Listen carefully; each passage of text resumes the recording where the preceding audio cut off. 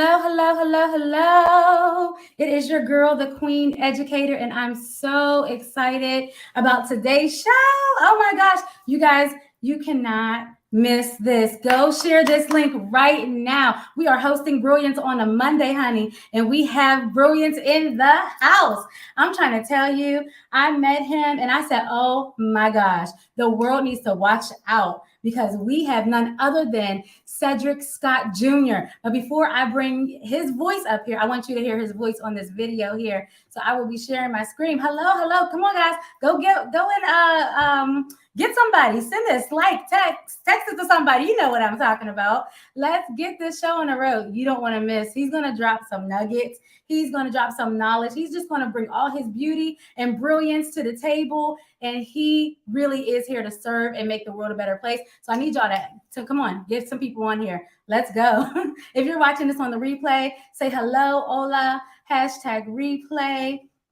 And I want you all to know that you really are in for a treat. And so let's play this video.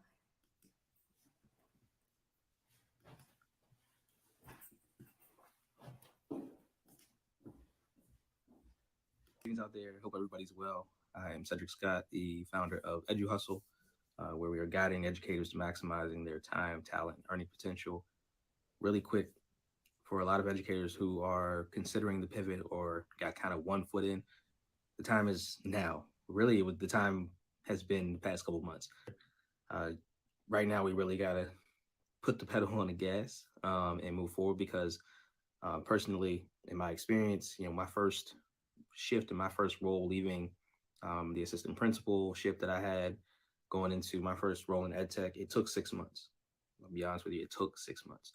Now is the time to really jump all in and be sure that you are being really intentional with what you're doing, with the roles that you're looking at, applying to all of your follow-ups and things like that. Because at this point, and I know a lot of people say this, but thinking about really narrowing down what it is that you're trying to get into, what you have the skill set for, which is really important because sometimes the interest that we have and what we think we want to do don't necessarily align to the skills. If you aren't sure how that looks, what that could potentially be, definitely feel free to reach out, book a call at eduhustle.co. I'd be happy to support. I've been all throughout a lot of different education spaces, the ed tech sector, different capacities from product to curriculum, a lot of different stuff. And I also share a lot of resources. So there's a bunch of stuff on the site. Take a look there. As always, much love.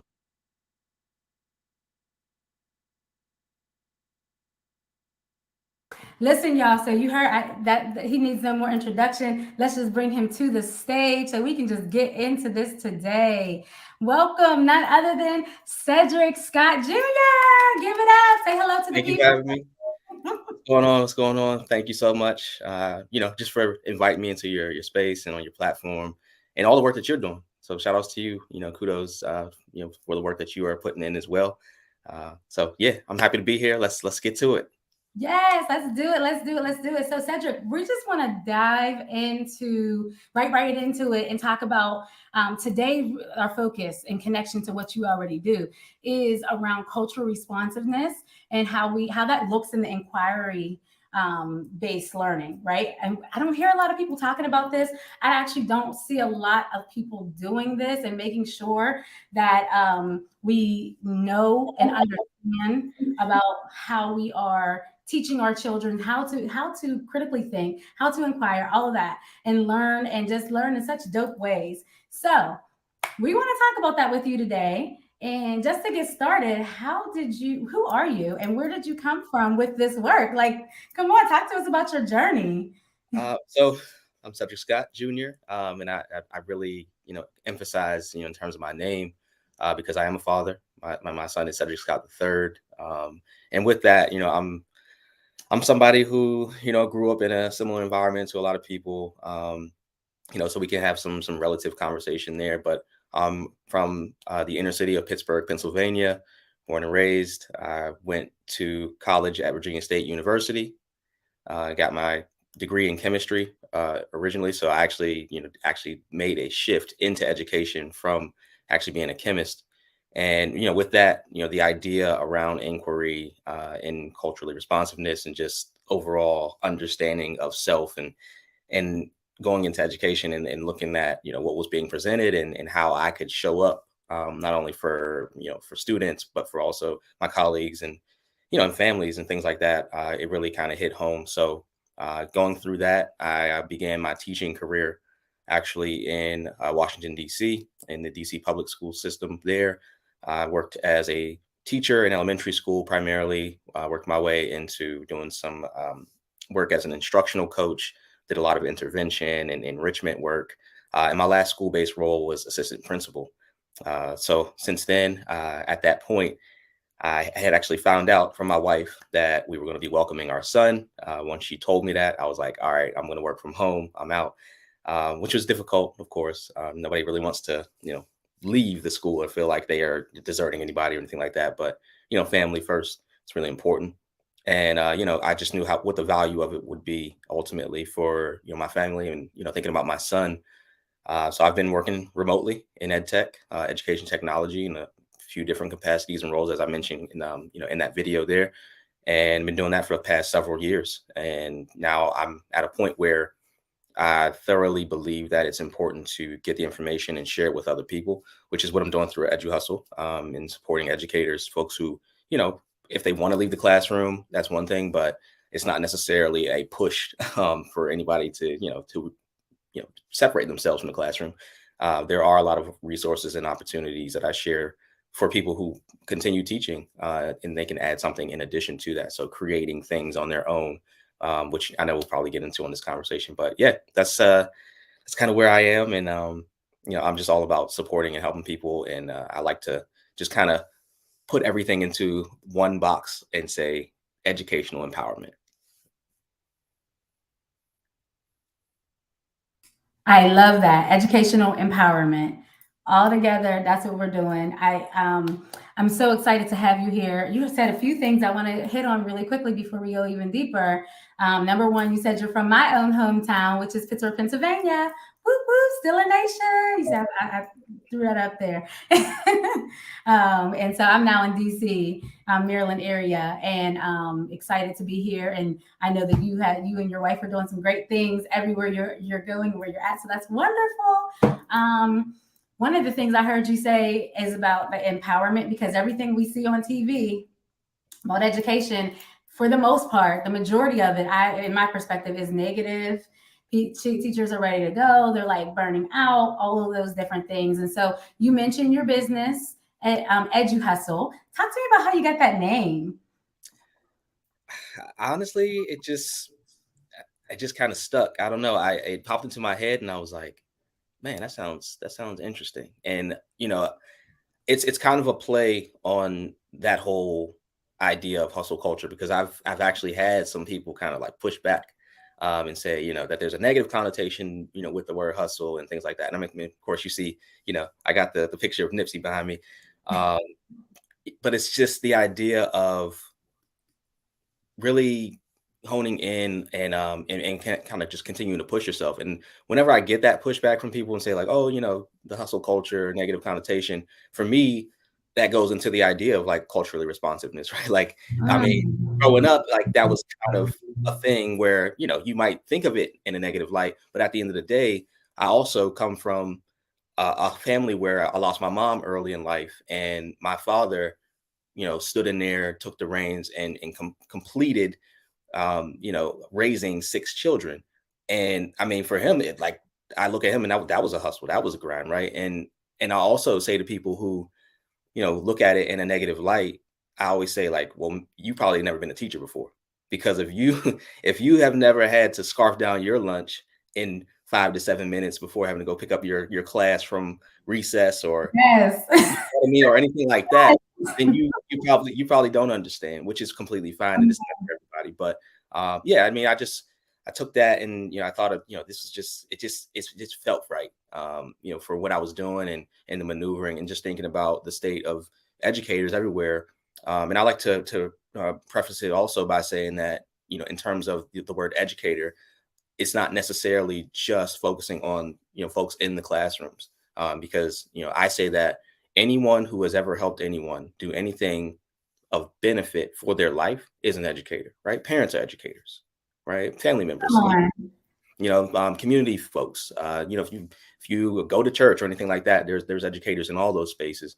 But I think it's just important to highlight and also just share that we can take things and have a solid, and I try not to use positive and negative. I try to use favorable and unfavorable. And we can have favorable impacts, regardless of what the name says or whatever. But yeah, I mean, I just kind of thought of it one time, and I was like, it just hit, and I was like, yeah, that's it. That kind of that really, I think, capsizes the movement. Oh yeah.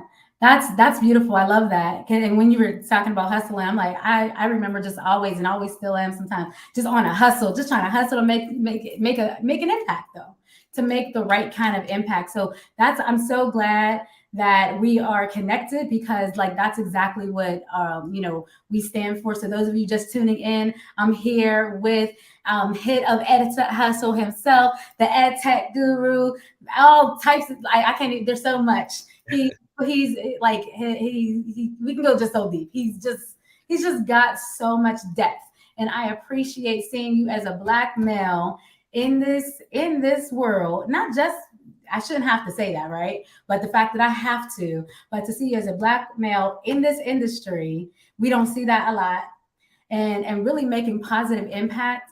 And here at Everybody Educate, like that's my business. And we really believe exactly what you just said, that everybody is educating somebody somewhere, but we want to make sure that they are doing it with excellence and equitable practices. So let's jump back into cultural relevance, because I love how you combined and shared your personal story. Your personal story of being culturally relevant while doing this, all of the depth that you have inside of you, has given it to the world, you've given it to the children, you're like, it's beautiful, and you're teaching us how to educate inside and outside of the classroom too. So let's talk more about how this came to be, but I want to pause and I want to pay tribute right now to your mother, because mothers are important. You talked about your mother and you briefly mentioned it, and I want to go right here too in the scholarship. Talk to us a little bit about the beauty of your relationship with your mother. I appreciate that. I can't help but smile. And actually, the announcement for the scholarship is actually happening May 8th, Monday, right? Right. So be on the lookout for that. But yeah, so I really just try to think about things in terms of just not taking any missed or unnecessary steps. I try to have alignment in everything that I'm doing. And thinking back to when I was, a kid, you're really young.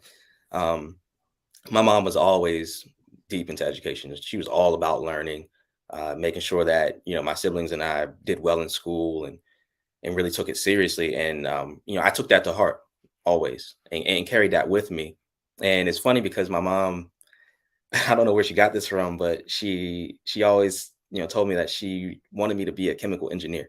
So I make a joke often that hopefully me becoming a chemist is good enough. But I think she'd be pretty proud of it.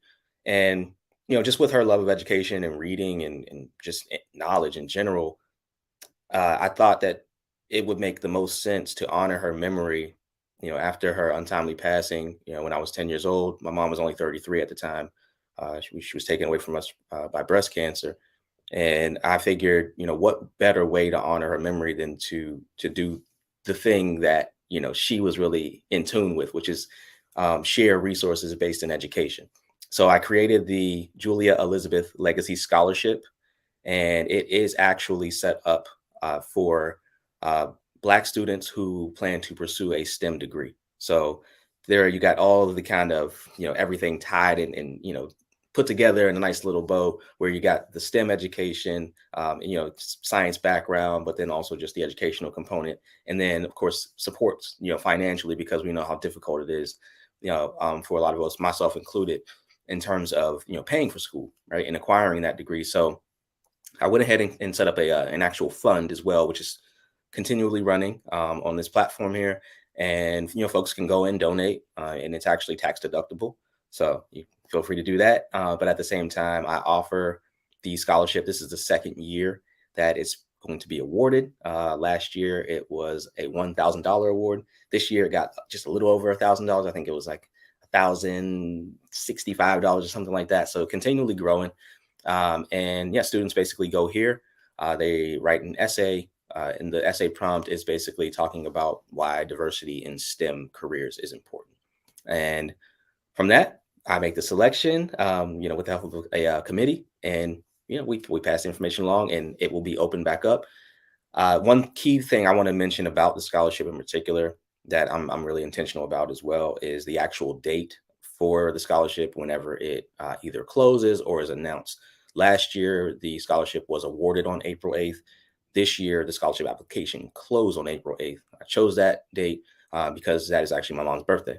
Not only is it my mom's birthday, but it's also my wedding anniversary. That was intentional too. So that way, it's a good way to really take, something that was kind of difficult for me at times to deal with, and thinking about my mom on her birthday and all those things.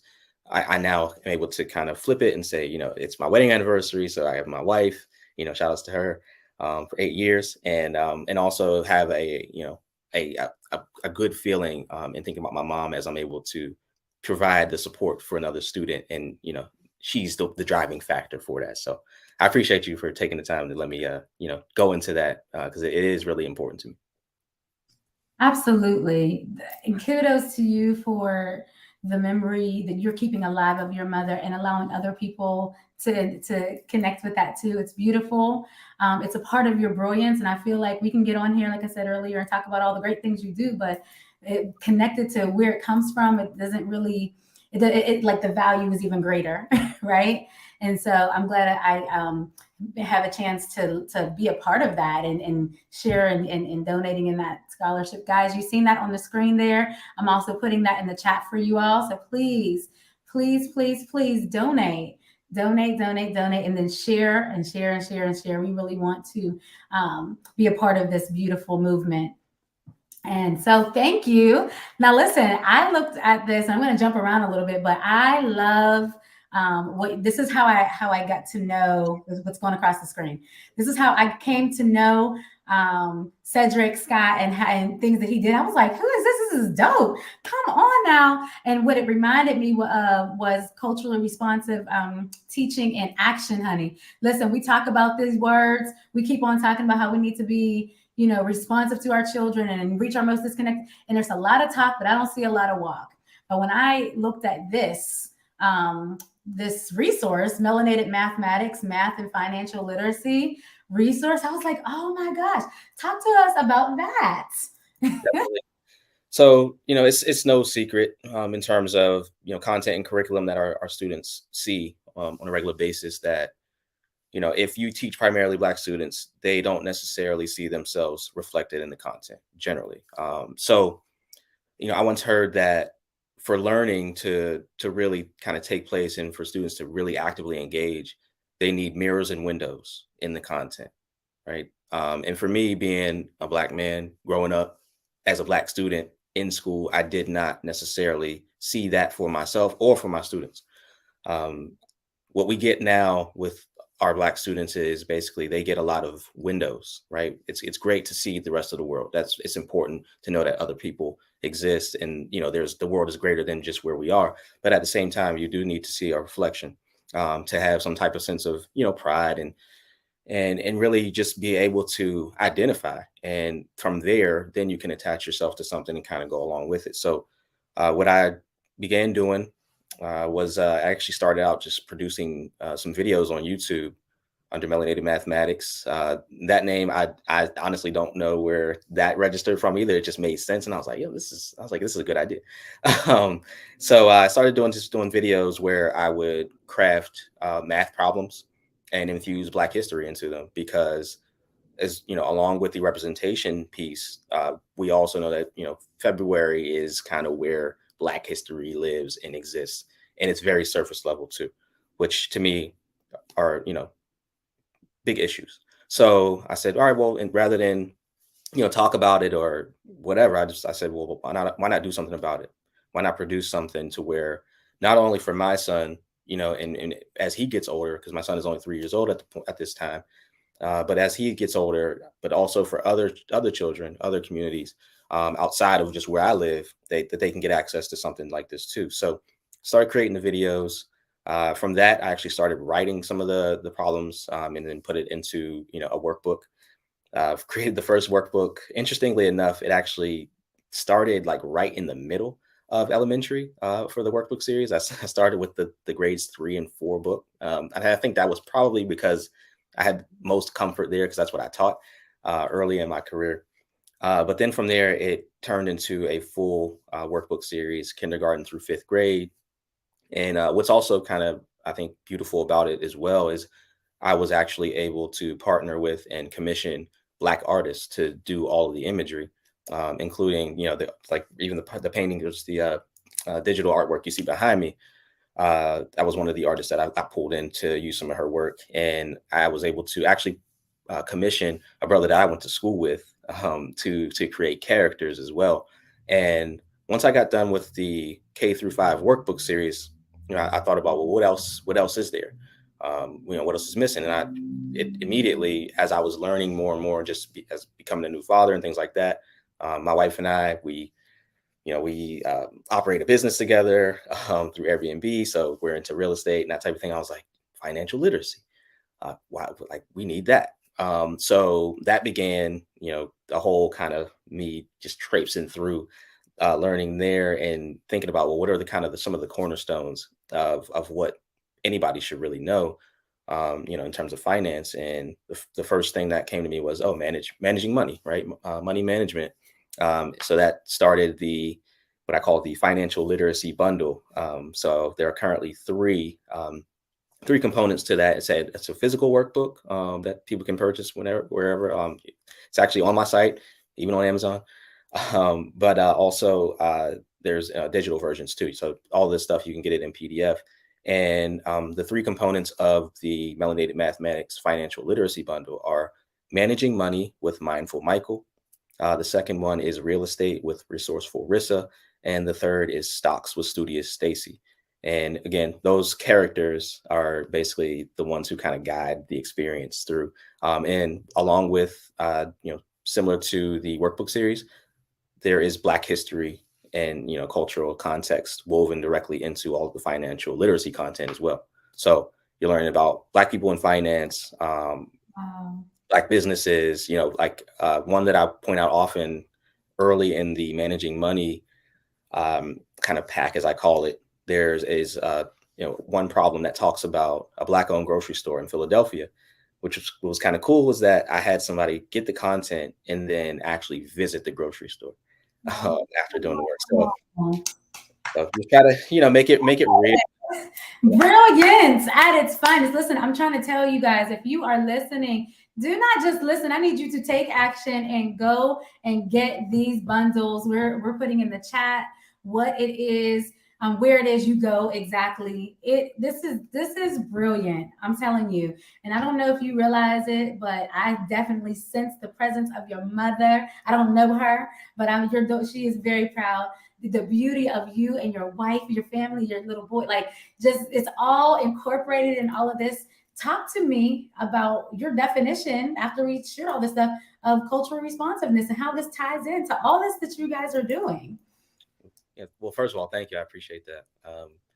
Yeah, I mean, culturally responsiveness for me is really just talking about digging into, I guess who the people are that you're addressing, because we could talk about this in different contexts with different people, different cultures, but for me, what it boils down to again is the idea that we have to be able to see ourselves in what we're doing.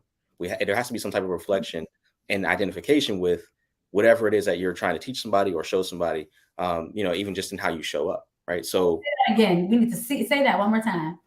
We need to see ourselves, in what it is that we're doing. So, for example, even with, I mentioned my son being 3. My son has access to, these cards, right? These are the Melanated Mathematics cards, right? We play games with them and different things. But just imagine, instead of using the general flashcards that we see, across the board in terms of what's presented in content and curriculum, imagine if kids are seeing these and doing multiplication, right? There's a different feeling that goes along with that. But then also, I think a main piece that I think is often missing is the listening component of culturally responsiveness.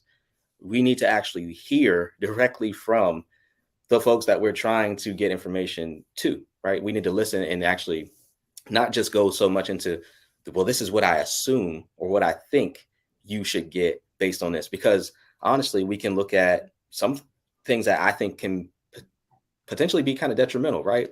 Where there's an assumption. I'll give an example.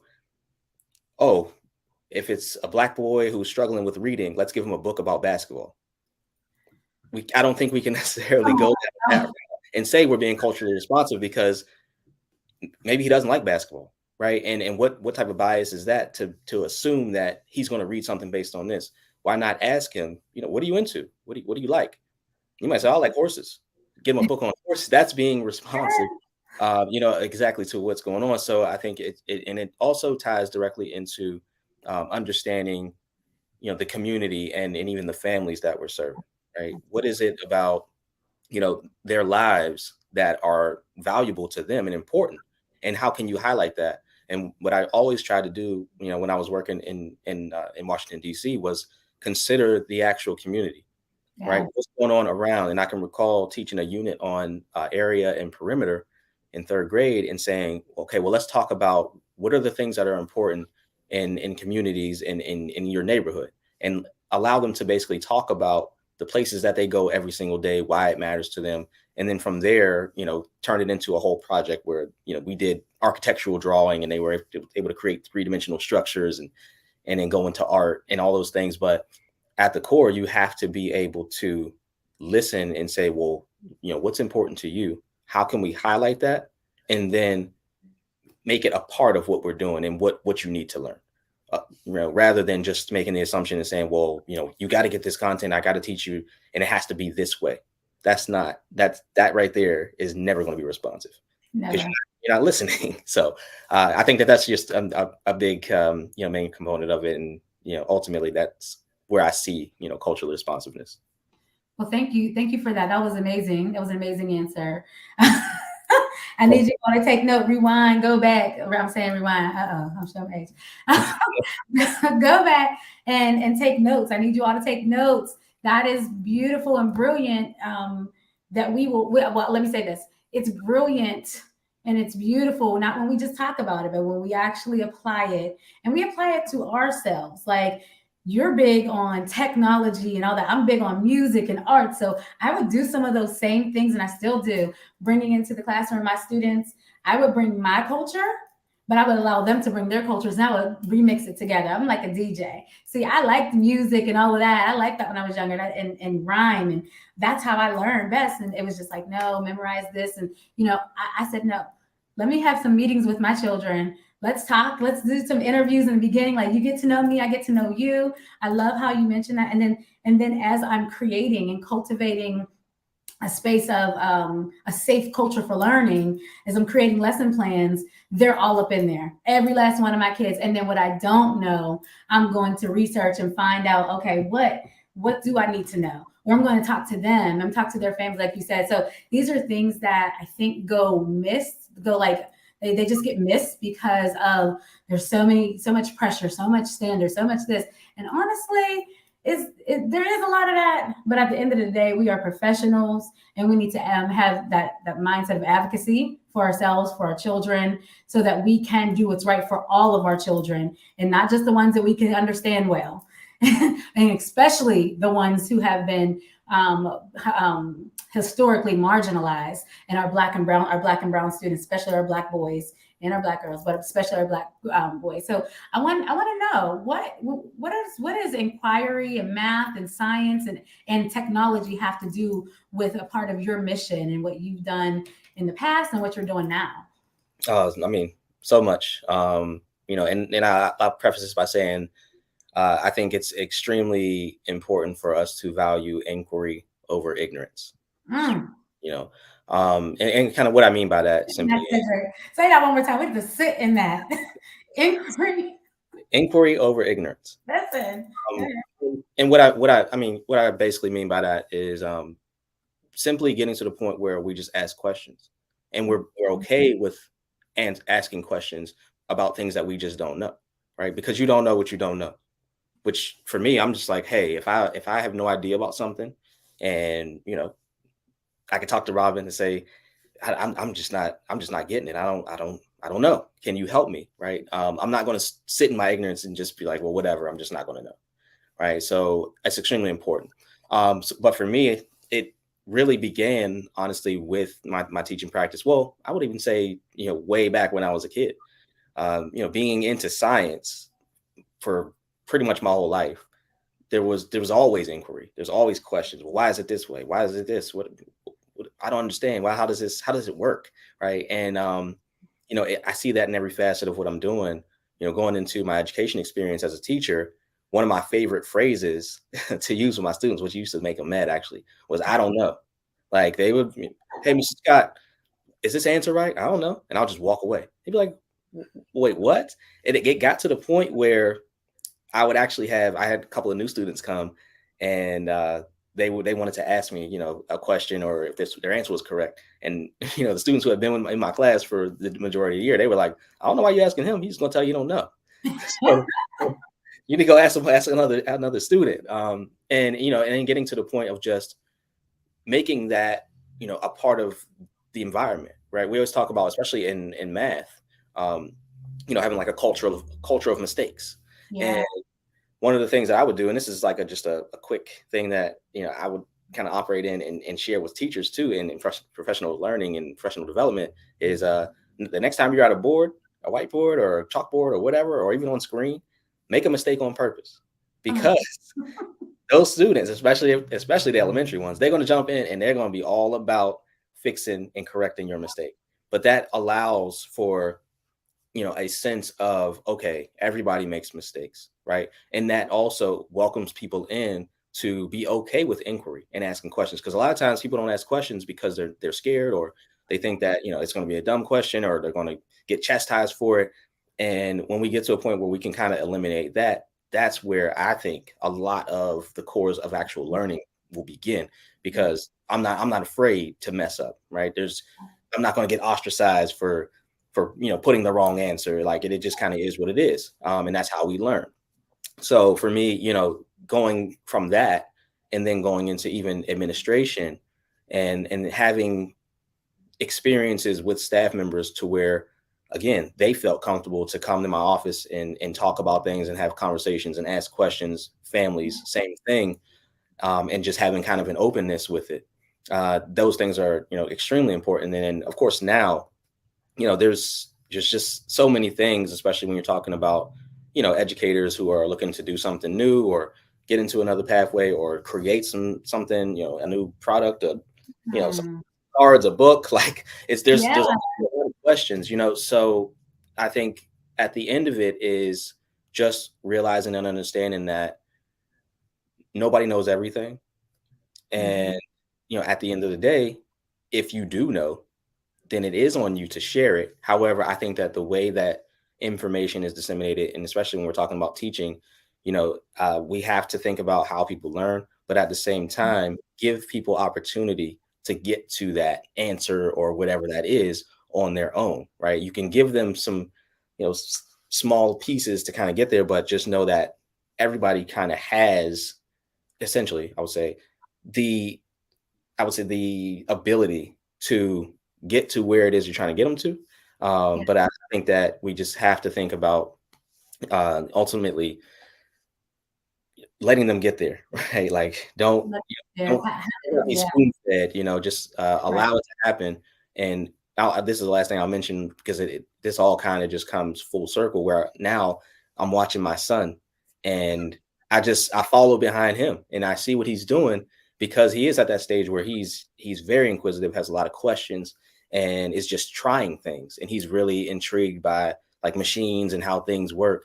So for me, I'm not going to jump in and stop any of that process, because I don't know what that's going to end up turning into for him, right? He might just be that engineer that creates that thing. So for me to cut that off, at the knees at 3 years old, would be doing myself, him, the world a disservice. So I think if we want to get to the core of inquiry and then really thinking about what it looks like, the next time you see a young child, just watch. Just watch. Thank you. I love it. I love it all. And I think one thing that you said kind of transcends between like the inside outside the classroom. Like let people get there and understand how people are getting there, like understand like how they learn, how they get there, how they're going to get there, and then craft and create things that really complement their journey. I think that's really good for in the classroom, and then how you even brought it outside of the classroom. I'll let you guys know right now. I was on I was just, so I'm gonna share my testimonial real quick.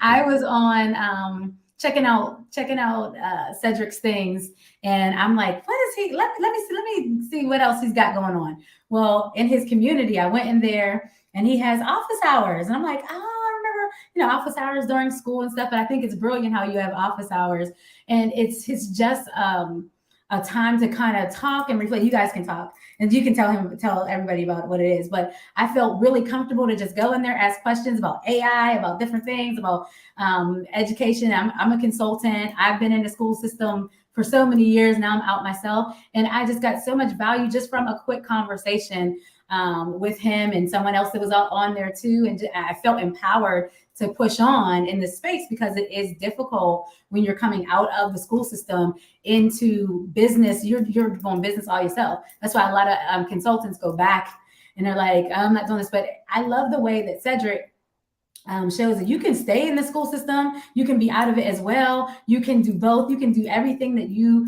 think that you want to do, and there's so many resources out here. So talk to us a little bit about that as we kind of come to a close, your mission into your message for people, and how they can benefit from even just coming on a conference, like a conference call, a PD. And I'm gonna get you back up here. So I'm stalling while I do that. Here we go. How, just even that conversation was super helpful to kind of jumpstart me into some other thinking.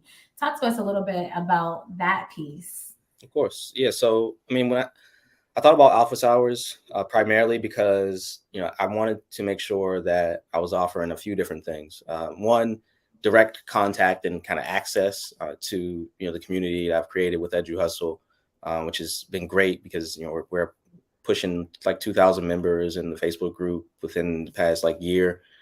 So it's a whole new thing that I just jumped into, but I was like, all right, well, how else can I serve?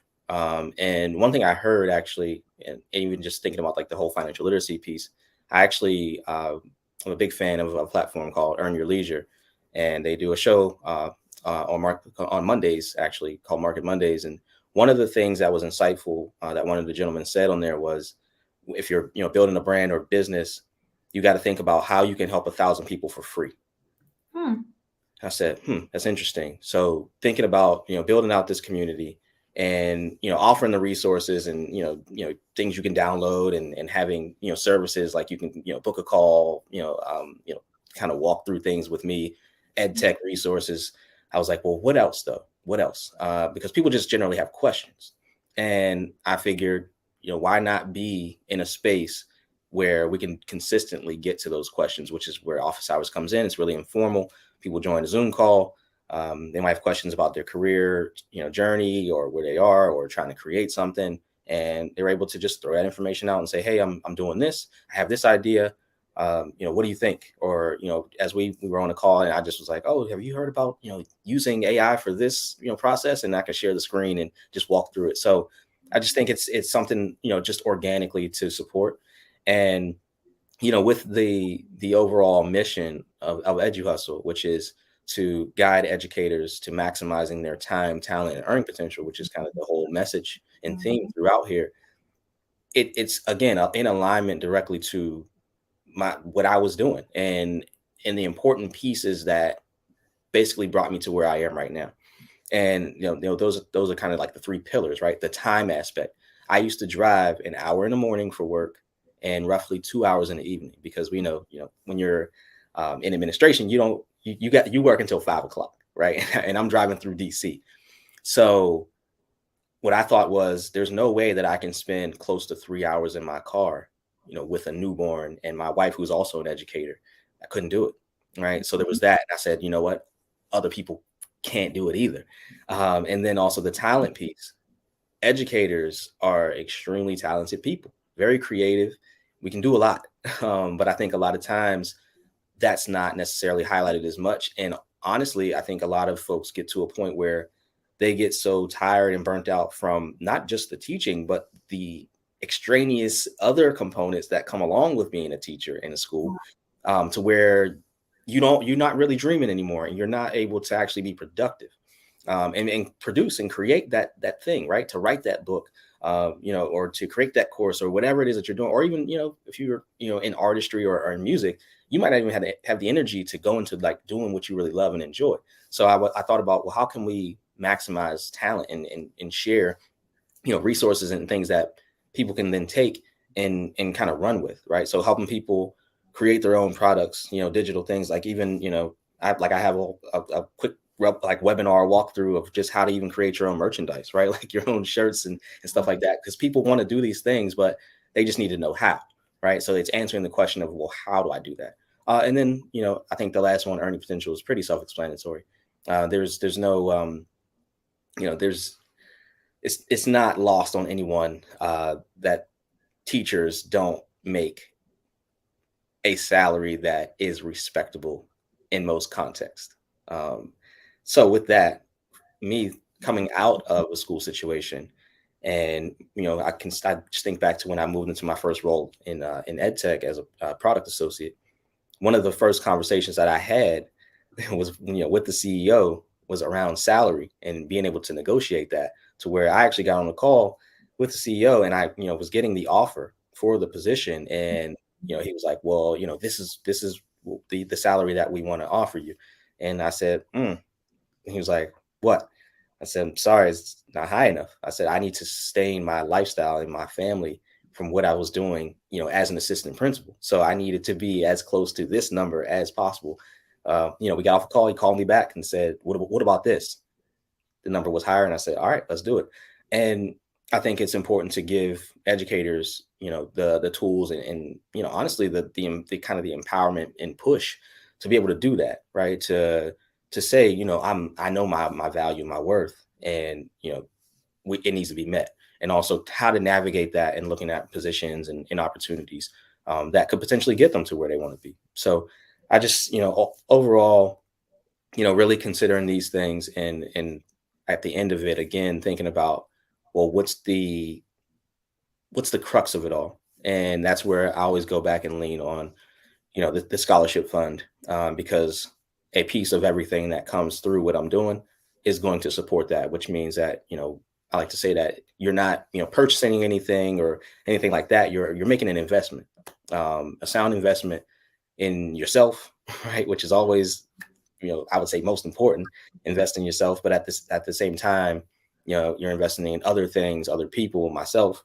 but then also our youth as they come up, and, go into these different careers. So it's all about creating new cycles, and being productive and leaving something behind that, ultimately, hopefully somebody else can come and, pick up what I left and go further, right? It's the idea of essentially, like hieroglyphics, basically, right? I want people to come back and be able to read the markings on the wall. That's why I wrote a book. That's why I create the melanated mathematics content. That's why, all these things, and I'm documenting it all, and, putting out videos and content, because, if I can be really transparent, one of the big, things that kind of hit, as, I was making, new adjustments and shifts in my life was, George Floyd got murdered.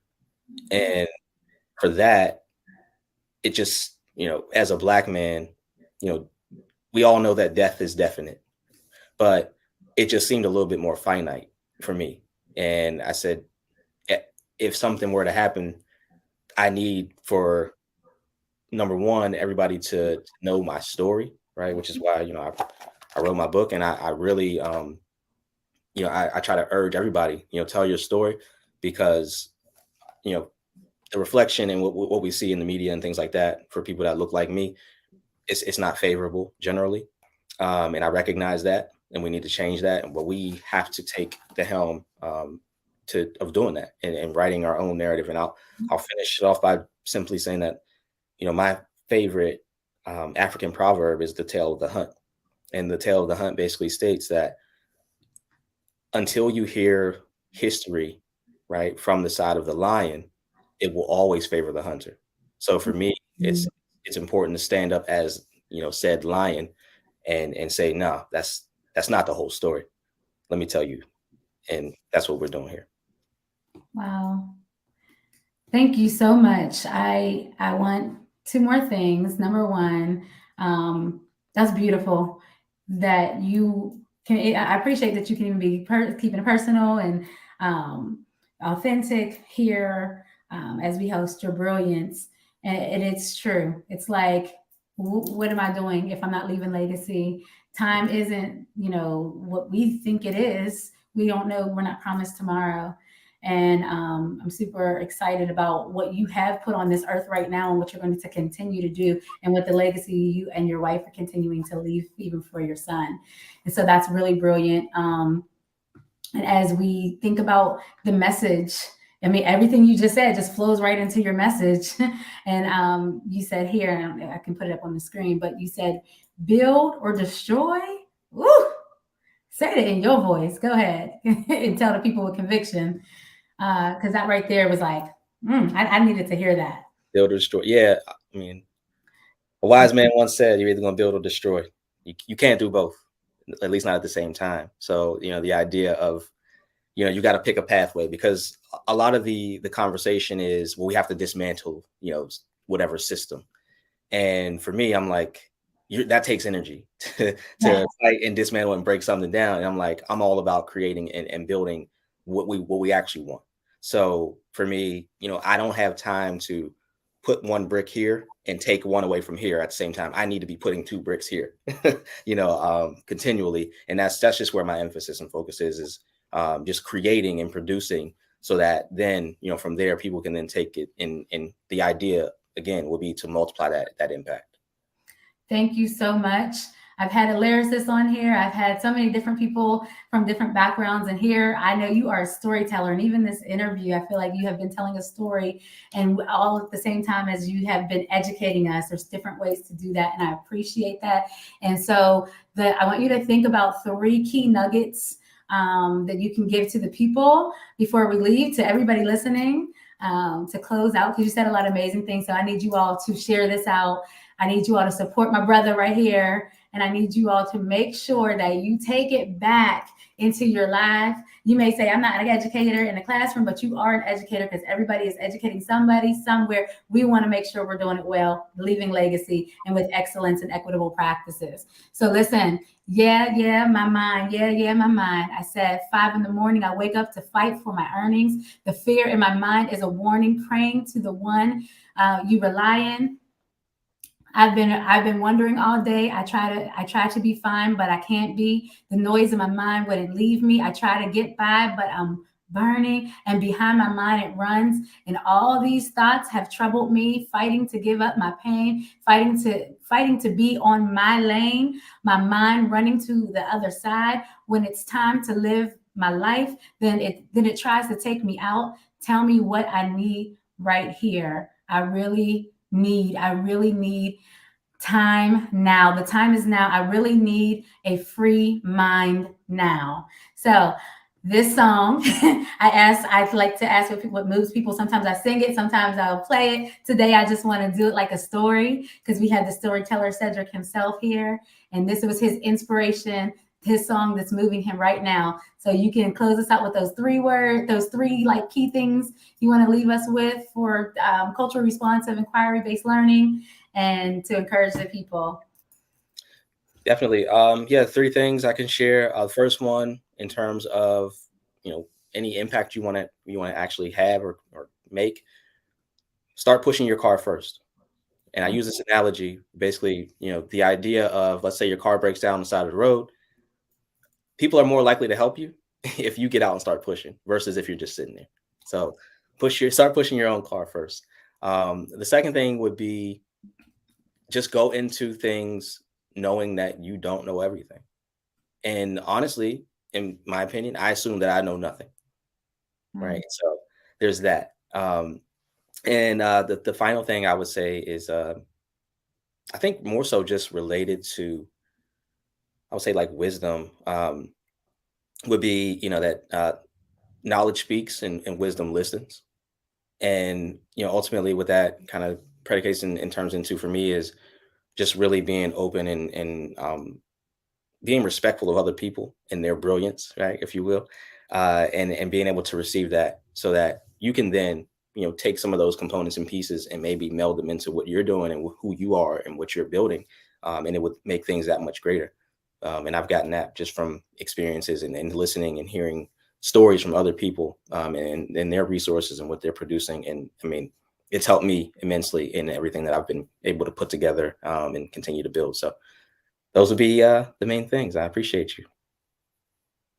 Thank you. Thank you so much, Cedric. We appreciate you being here. I try to hurry up and put this in here. So start pushing your car first, guys. Have an open mind because we don't know everything. Make sure you come to the table. You don't know, and it's okay not to know, right? Because there's something that we can always learn. We're always learning. We should be lifelong learners. And knowledge speaks and wisdom listens. I love it. I love all the things. Hey, guys, don't forget to check out the scholarship fund. Don't forget to make sure that you click on this link and you go and you give and you see he is pouring out his life. He's living a life poured out. Thank God for that he's walking in his God-given gifts and talents. We are so excited. That's why he's so brilliant. Don't also forget that he has a community and hustle community, and it is hold on, it's the number one. Let me say it right, honey, because we want to make sure we say our stuff right. People call my business Everybody Educates. No, my business is Everybody Educates because it's a call to action for us to truly educate and stop just scripting in from a book. So that's why I want to make sure we get stuff right. Number one community for educators. I gotta correct that. Please correct it. No, you're good. Because this was originally what I said, okay, in terms of the Edu Hustle. It was the number one community for educators, but I was like, you know what? There's no motion behind that. So Edu Hustle is the number one movement for educators. Changing it right now because I want it on the screen. I want to make sure people know this is the movement, and this is the movement you should join. When? Now. Go to his site. He is on. Tell us where we can find you. Definitely on all socials, Facebook, Instagram, TikTok, at Edu Hustle. EDU HUSTLE. You can also check me out at eduhustle.co. That's EDUHUSTLE.co. And for everything else I'm doing, you can actually just go to my website, cedricscott.com. And Edu Hustle is listed there along with the other things too. But yeah, I'm here. You'll find me all over the place, YouTube, all that good stuff. But everywhere, and he is impacting this world. Did I put that in there right? eduhustle.co. Perfect. Yes, guys, go support. Thank you so much that we got a chance to host your Brilliance. Guys, tune in next week because next week we will be continuing the brilliance. We're finding brilliance all over the world, everywhere we can, so that we can change that negative narrative that we have about our education system, that it's failing. Because guess what? We want to say what we want to see. And I heard Cedric say that same thing. Say what you want to see, show what you want to see, because it actually is happening that we are winning. We are creating winning classrooms everywhere through Everybody Educate, and we are finding people who are brilliant all over the world and educating inside and outside of the classroom. Go and please support my brother. Start with that fun. Start with the fun and then go to his site. If you are an educator, don't forget, if you're an educator in the actual classroom, like in the four walls in the schools, don't forget all those materials that you can use. If you're an educator and you want to know more about how to use your brilliant God-given gifts and talents and do it in such a beautiful way, he has the number one movement that you can go to. So guys, there's so much. Come on, choose something and support Win today. Bye. Everybody say bye to my guests. Bye.